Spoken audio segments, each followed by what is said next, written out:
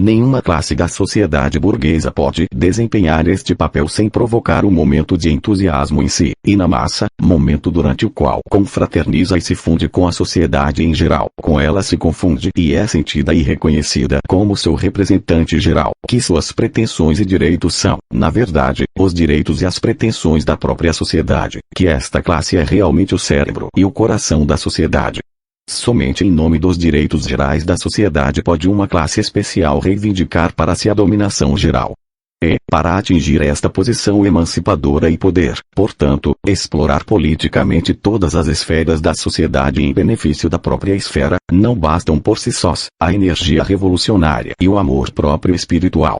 Para que coincidam a revolução de um povo e a emancipação de uma classe especial da sociedade burguesa, para que uma classe valha por toda a sociedade, é necessário, pelo contrário, que todos os defeitos da sociedade se condensem numa classe, que uma determinada classe resuma em si a repulsa geral, que seja a incorporação do obstáculo geral. É necessário, para isto, que uma determinada esfera social seja considerada como crime notório de toda a sociedade, de tal modo que a emancipação desta esfera surja como auto-emancipação geral.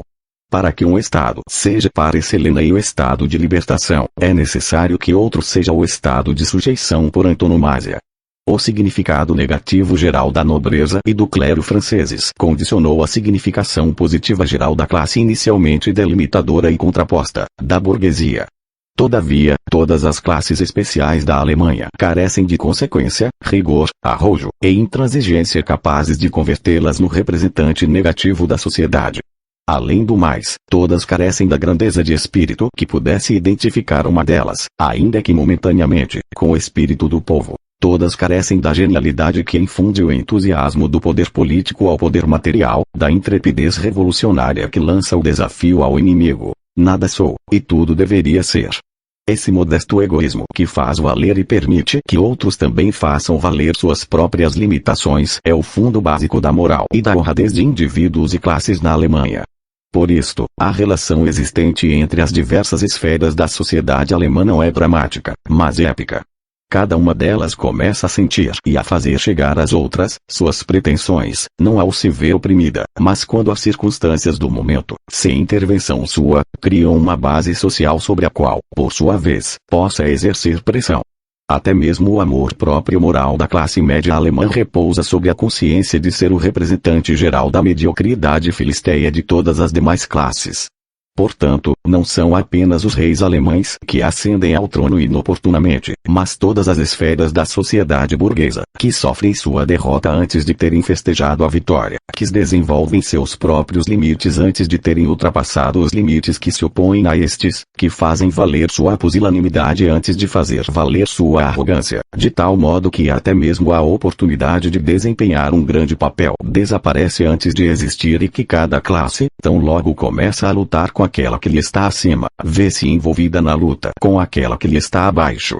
Daí porque os príncipes estão em luta contra a burguesia, os burocratas contra a nobreza e os burgueses contra todos eles, enquanto o proletário começa a lutar contra o burguês. A classe média nem sequer se atreve a conceber o pensamento da emancipação de seu ponto de vista, já que o desenvolvimento das condições sociais, do mesmo modo que o progresso da teoria política, se encarregam de revelar este mesmo ponto de vista como algo antiquado ou, pelo menos, problemático. Na França, basta que alguém seja alguma coisa para querer ser todas as coisas. Na Alemanha, ninguém pode ser nada se não quiser renunciar a tudo. Na França, a emancipação parcial é o fundamento da emancipação universal. Na Alemanha, a emancipação universal é a conditio sine qua non de toda a emancipação parcial. Enquanto na França é a realidade da emancipação gradual que tem de engendrar a liberdade total, na Alemanha, ao contrário, é justamente a sua impossibilidade. Na França, toda classe é um político idealista que se sente como o representante das necessidades sociais em geral, ao invés de sentir-se como o representante de uma classe especial. Por isto, o papel emancipador passa por turnos, em movimento dramático, entre as distintas classes do povo francês até atingir, finalmente, a classe que já não realiza a liberdade social sob a hipótese de certas condições que se encontram à margem do homem e que, não obstante, foram criadas pela sociedade humana, mas que organiza todas as condições de existência a partir da hipótese da liberdade social. Pelo contrário, na Alemanha, onde a vida prática tão pouco tem de espiritual, assim como a vida espiritual de prático, nenhuma classe da sociedade burguesa sente a necessidade nem a capacidade de emancipação geral até ver-se obrigada a isto por sua situação imediata, pela necessidade material, pelas suas próprias amarras. Onde reside, pois, a possibilidade positiva da emancipação alemã? Resposta: na formação de uma classe com elos radicais, de uma classe da sociedade burguesa que não é uma classe da sociedade burguesa, de um Estado que é a dissolução de todos os Estados, de uma esfera que possui um caráter universal por seus sofrimentos universais e que não reclama nenhum direito especial para si, porque não se comete contra ela nenhuma violência especial, senão a violência pura e simples, que já não pode apelar a um título histórico, mas simplesmente ao título humano, que não se encontra em nenhuma espécie de contraposição particular com as consequências, senão numa contraposição universal com as premissas do Estado alemão, de uma esfera, finalmente, que não pode emancipar-se sem se emancipar de todas as demais esferas da sociedade, simultaneamente, de emancipar todas elas, que é, numa palavra, a perda total do homem que, por conseguinte, só pode atingir seu objetivo mediante a recuperação total do homem. Esta dissolução da sociedade como uma classe especial é o proletariado. O proletariado só começa a surgir na Alemanha, mediante um movimento industrial que desponta, pois o que forma o proletariado não é a pobreza que nasce naturalmente, mas a pobreza que se produz artificialmente. Não é a massa humana oprimida mecanicamente pelo peso da sociedade, mas aquela que brota da aguda dissolução desta e, em especial, da dissolução da classe média, ainda que gradualmente, como se compreende, venham a incorporar-se também às suas fileiras a pobreza natural e os servos cristãos germânicos da gleba. Ao proclamar a dissolução da ordem universal anterior, o proletariado nada mais faz do que proclamar o segredo de sua própria existência, já que ele é a dissolução de fato desta ordem universal. Ao reclamar a negação da propriedade privada, o proletariado não faz outra coisa senão erigir a princípio de sociedade aquilo que a sociedade erigiu em princípio seu, o que já se personifica nele, sem intervenção de sua parte, como o resultado negativo da sociedade.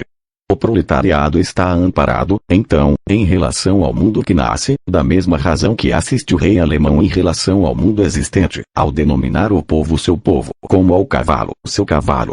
Ao declarar o povo sua propriedade privada, o rei se limita a expressar que o proprietário privado é o rei. Assim como a filosofia encontra no proletariado suas armas materiais, o proletariado encontra na filosofia suas armas espirituais. Com a mesma rapidez que o raio do pensamento penetra a fundo neste puro solo popular, se efetuará a emancipação dos alemães como homens. Resumindo e concluindo, a única emancipação praticamente possível da Alemanha é a emancipação do ponto de vista da teoria, que declara o homem essência suprema do homem. Na Alemanha, a emancipação da Idade Média só é possível como emancipação paralela das superações parciais da Idade Média. Na Alemanha, não se pode derrubar nenhum tipo de servidão sem derrubar todo tipo de servidão em geral. A meticulosa Alemanha não pode revolucionar sem revolucionar seu próprio fundamento. A emancipação do alemão é a emancipação do homem. O cérebro desta emancipação é a filosofia, seu coração, o proletariado. A filosofia não pode se realizar sem a extinção do proletariado, nem o proletariado pode ser abolido sem a realização da filosofia. Quando se cumprirem todas as condições interiores, o canto do galo gaulês anunciará o dia da ressurreição da Alemanha.